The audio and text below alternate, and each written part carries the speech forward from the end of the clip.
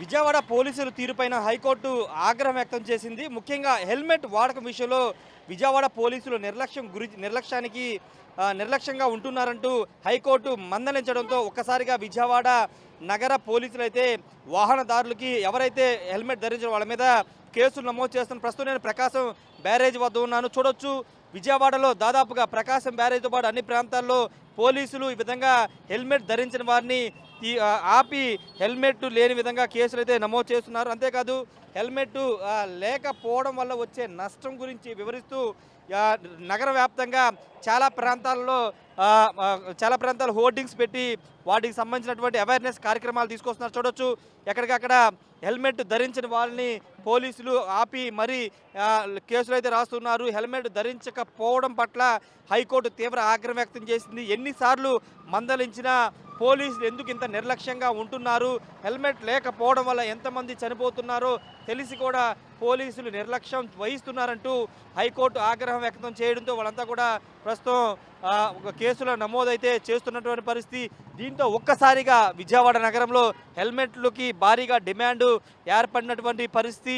దాదాపుగా 4-5 రోజులుగా ఈ డ్రైవ్ కండక్ట్ చేయడంతో పూర్తిగా వాళ్ళంతా కూడా చూడొచ్చు. ఒకసారి పోలీసు వెంటపడి పట్టుకునే ప్రయత్నం చేస్తున్న హెల్మెట్ ధరించిన వ్యక్తి పారిపోయే ప్రయత్నం కూడా చేస్తున్నటువంటి సిచ్యువేషన్ మనం చూస్తున్నాము.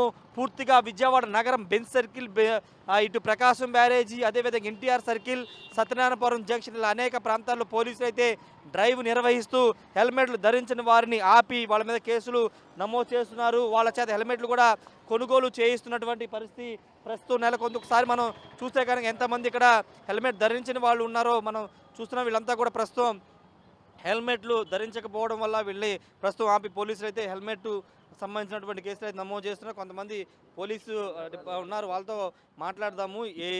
ఎన్ని రోజు నుంచి డ్రైవ్ నిర్వహిస్తున్నారు దానికి సంబంధించినటువంటి అంశం మీద వాళ్ళతో కూడా మాట్లాడి వివరాలు తెలుసుకుందాం. కేసుకు సంబంధించినటువంటి విషయాలకు సంబంధించి మాట్లాడదాం. సార్, అంటే ఎన్ని రోజుల నుంచి డ్రైవ్ కండక్ట్ చేస్తున్నారు, అవేర్నెస్ కార్యక్రమం తీసుకుని ఏం చేస్తున్నారు?